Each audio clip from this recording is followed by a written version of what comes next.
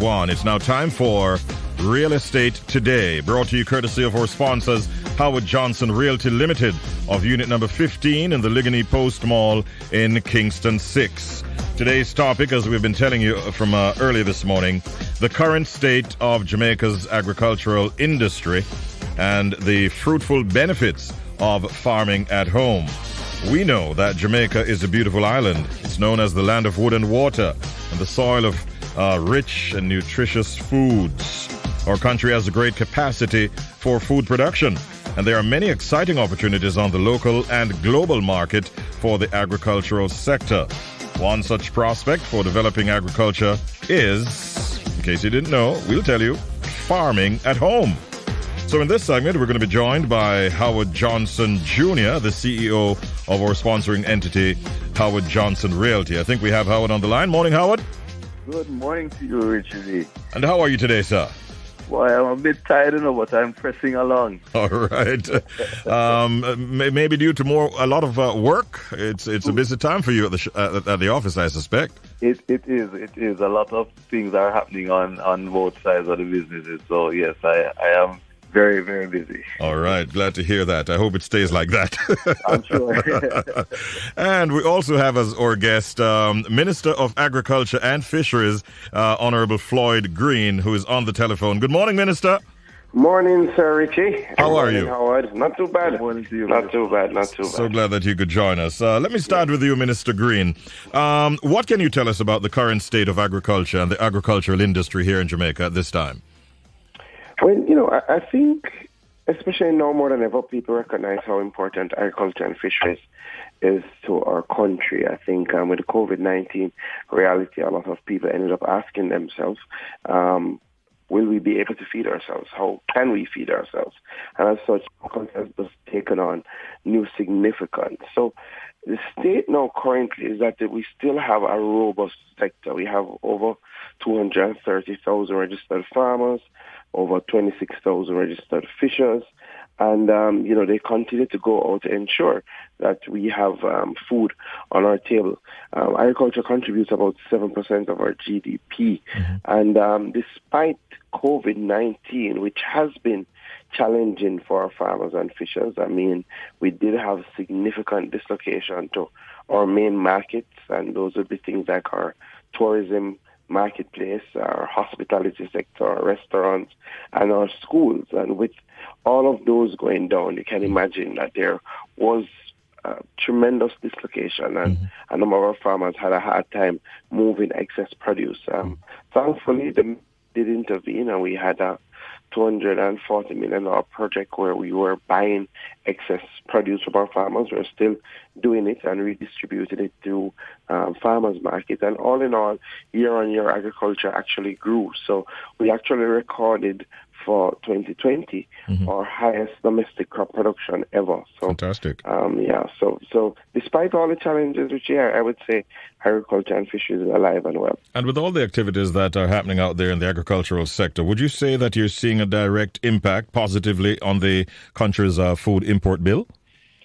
Well, definitely. But, our food import bill is very, very interesting. Let me put it that way. So we did see a decline in our food import bill, but I do believe that a lot of that also has to do with COVID and with some of the strictures, the lockdowns. So I think importation overall is down. What I'm like to see is that we have seen an uptick in our food export bill. And I'm very happy about that. So when I look at the figures, despite COVID-19, we had things like yam, increased exportation of yam by about 26%. We had an increase in exportation of akis, about 15%. And we saw a number of our food lines going up, and this is despite a crisis. We also saw like sauces and condiments going into new areas, Spurtree spices. I know they got their products into Costa Rica for the first time. We had dairy milk going into Trinidad for the first time from separate. So we have seen a positive rise on the export side while seeing a decline on the import side. Okay. I did say our food importer is interested because a lot of the things that we import in significant quantities are actually things that feed into some of our value-added markets. So we do import a lot of soy, we do import a lot of grain, and a lot of that feeds into our poultry industry, feeds into our livestock industry. So part of what I've asked the team to look at is there any way that we could substitute some of those items, Because if we're able to even get 20% of our feed consumption being locally derived, then we would see a significant decline in our import bill.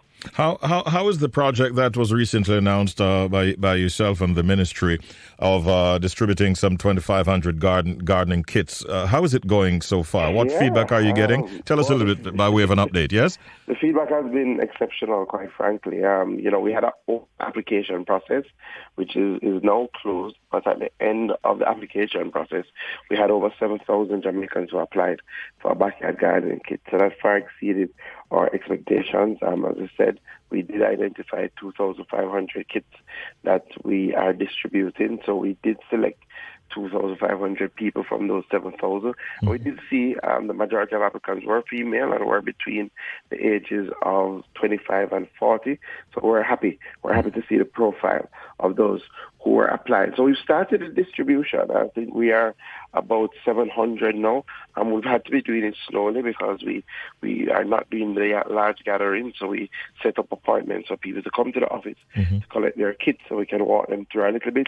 We have put in place on the RADA YouTube page, all you need to know about backyard gardening. Okay. So when people get their kits, they can go home, tune into YouTube, and it can walk them through the entire process. And I know people have started to plant. I have been getting some pictures, and I encourage everybody to, record their journey, document their journey, and share it. Share it on social media because we're really looking to start the next generation of backyard gardeners, and we want to see them move from backyard farming into agriculture. Large scale. All right. Yeah. Howard, a lot of persons may be out there wondering, okay, so what is the link between real estate and and all this talk about agriculture? But I wanted to ask you, have you noticed an increase maybe in requests for properties with land space for farming at home? I think the minister knew exactly what he was doing with this backyard garden. He's the one that sent 2,500 people asking for backyard space. And he has another 4,500 to go. Yes. We have seen an uptick in people asking for, land space with ample space to do, a little gardening here and there to produce some of the items for themselves.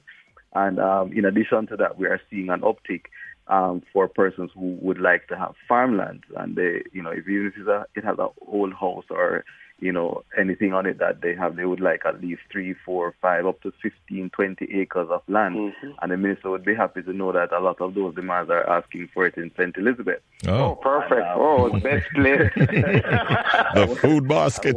One of the key features that they're asking is whether or not there is a river that runs by or a well on the property, because I guess they're anticipating using their own resources to stimulate and to save, instead of importing or tapping into the NWC. If they have their own natural resources, they can use it within their own space. Okay. So yes, there is an uptick in demand for backyard and also for farming space. From your perspective, Howard, as a realtor, what are some of the ways that homeowners can in fact incorporate farming at home?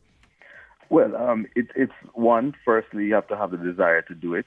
And once you have that desire, you need to dedicate areas in your space for you to develop that. And as the initiative says, backyard, typically it's in your backyard. You don't want to have it in the front yard where people will reap it before you.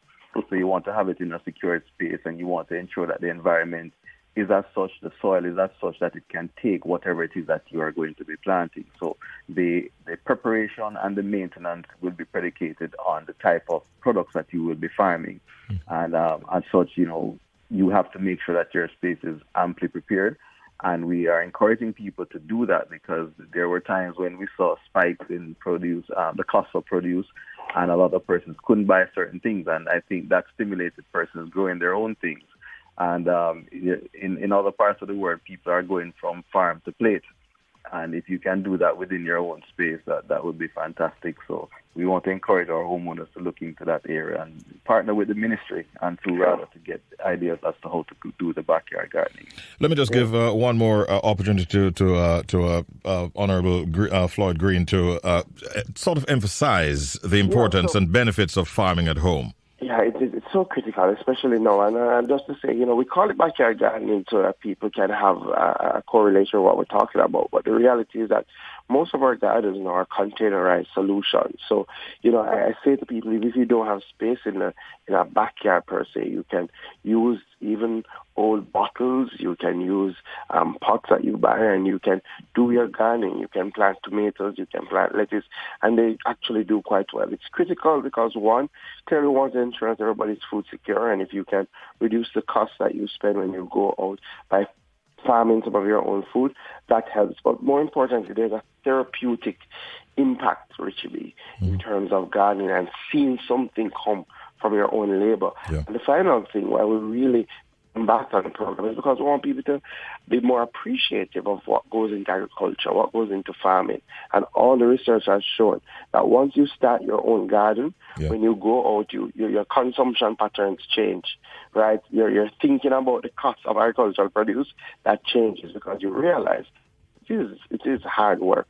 So for people who do it regularly, they really should be appreciated and respected. And this is Farmers Month, so I think it's a great time to just say thank you to all the farmers for all the hard work that they do to put food on our table. Absolutely. Thank you so much, Minister.